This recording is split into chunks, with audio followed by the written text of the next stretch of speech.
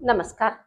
શું તમે ક્યારેય એ અનુભવ કર્યો છે જ્યારે આપણે અચાનક નસ ઉપર નસ લાગી જાય છે, જેને આપણે કહીએ છીએ રગ ઉપર રગ ચડી ગઈ છે, ક્રેમ્પ્સ આવે છે, ત્યારે આપણે બહુ વધુ દુખાવો થાય છે, એમાં એટલો ખેંચાવ આવે છે અને આપણે સહન નથી થતું.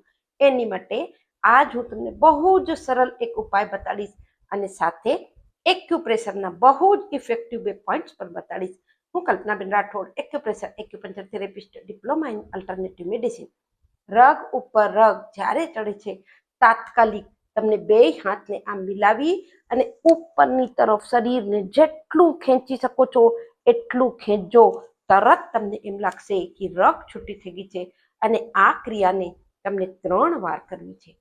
બીજો એક પોઈન્ટ, યદિ તમને જેમ આ સાઈડની રગ લાગી છે તો આ સાઈડના કાનમાં સાઈડમાં જસ્ટ અહીંયા સામે હલકું હલકું હલકું હલકું પ્રેશર દેવું છે.